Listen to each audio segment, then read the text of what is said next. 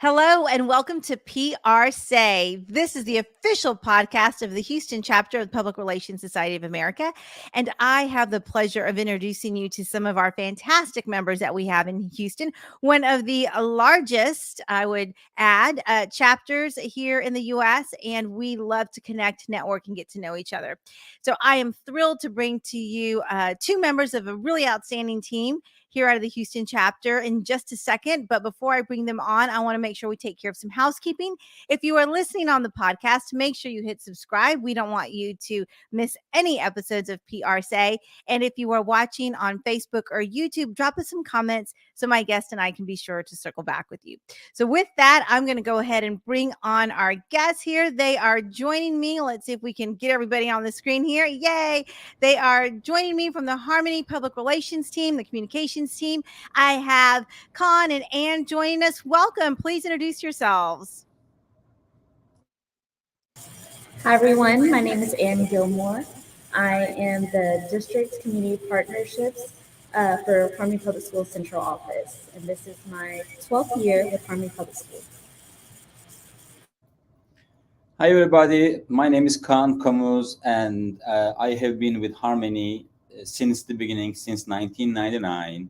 And I am really delightful to be part of this team. I used to be a teacher, assistant principal, superintendent, and then later on joined the PR team. And we are really happy that we are trying to help the Harmony's students. So we are here. Thanks to Veronica. All right. Thank you so much. And it's so great to have fellow educators on the podcast, because we do have a lot of education outlets. We've got a great team from some of the higher ed folks as well as the K-12 folks in our chapter of PRSA.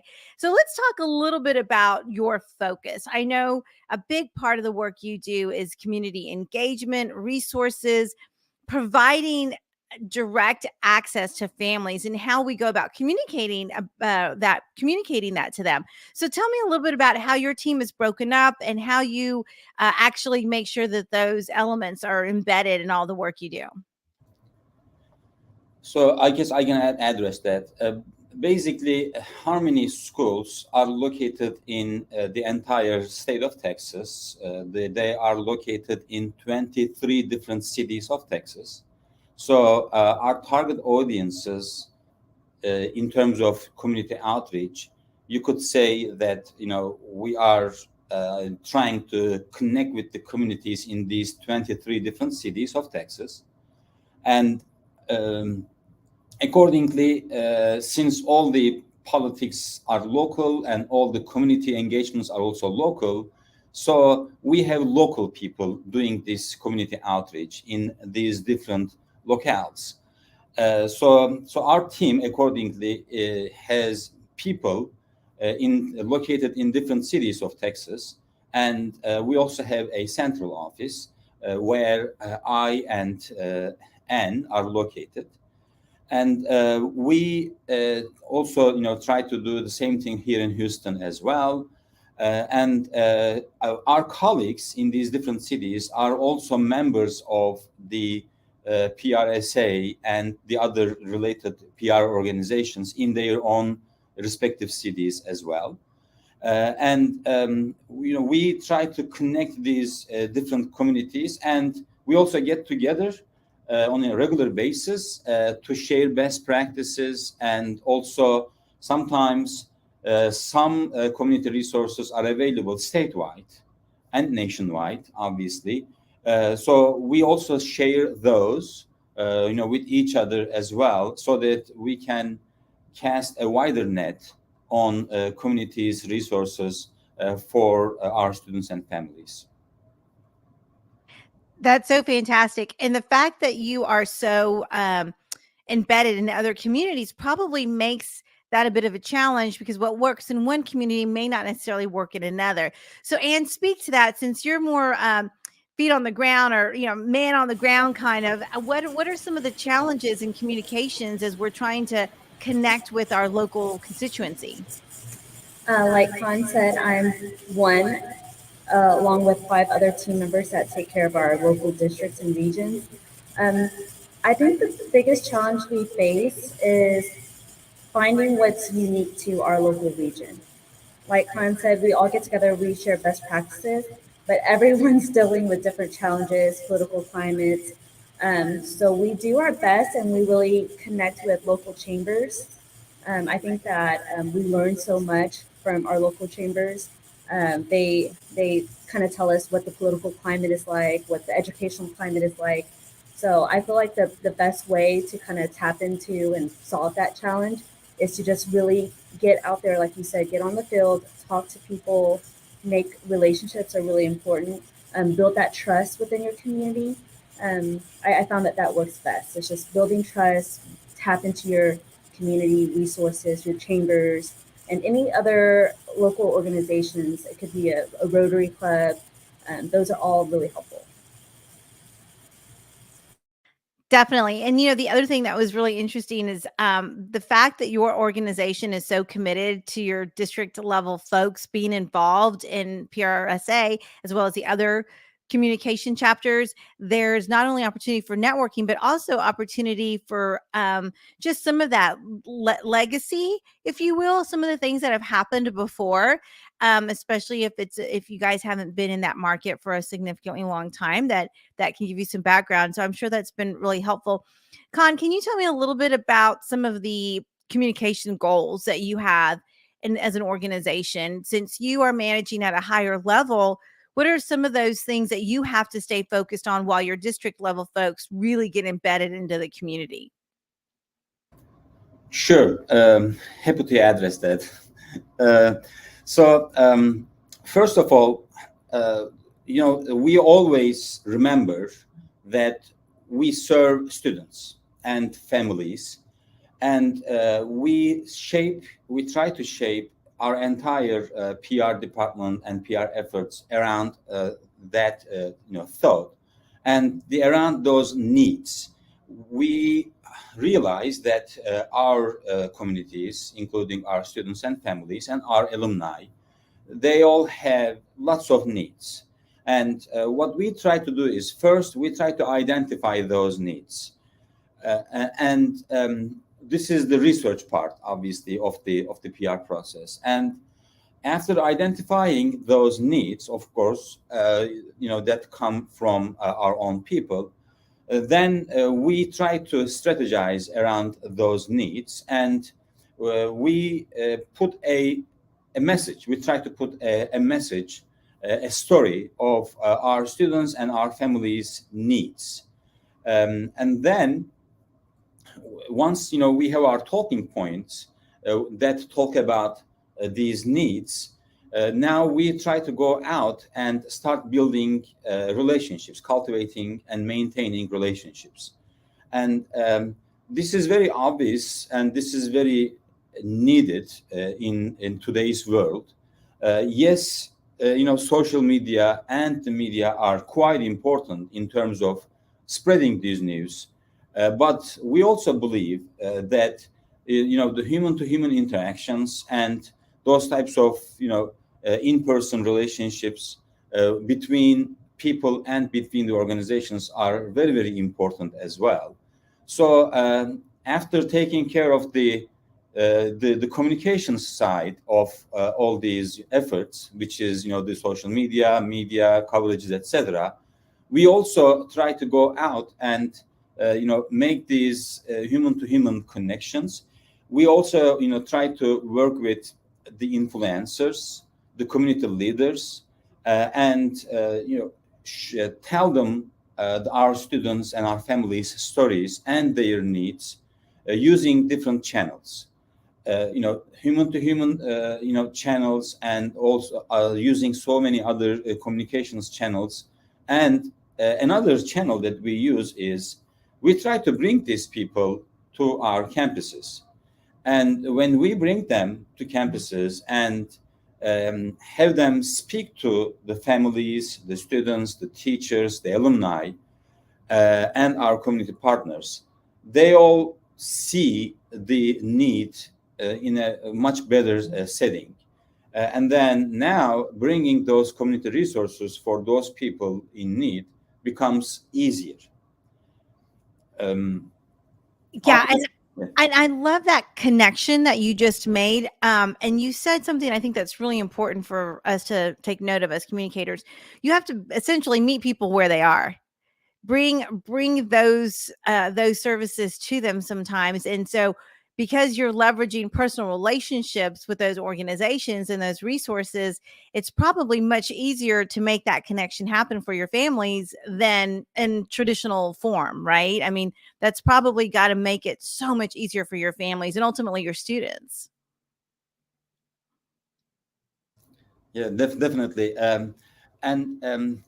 Another tool, if you will, that we try to use is, of course, we have events, lots of events, and we have our own statewide initiatives.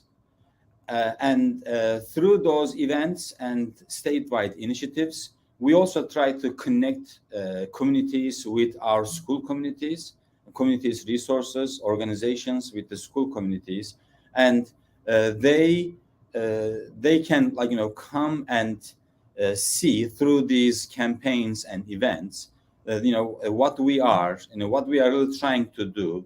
And our organization's focus, which is STEM education, by the way, STEM education is our bread and butter, and also character education. How, as a school community, we try to increase the quality of the community's, character. And when people come and see this really in place, they are willing to help more. Right. I may try to give an example. And there have been so many different examples of this happening in our school communities, obviously. But one example was what happened in one of our Austin schools. One of our initiatives was, we started participating in esports. As a way for our students to express themselves, in the e-space. But then, the program was struggling a little bit because we just like all the other programs, that program also needed funding, and because we want to support teachers, we want to support the sponsors who are supporting the program, and one day, we brought the Texas Workforce Commission into our campuses, and then the people of the Texas Workforce Commission, and then they came and then they saw our entire operation regarding how our program for the esports participation works, and then they realized that they were about to give some money for these types of programs, and then in their money giving program, they did not include the charter schools.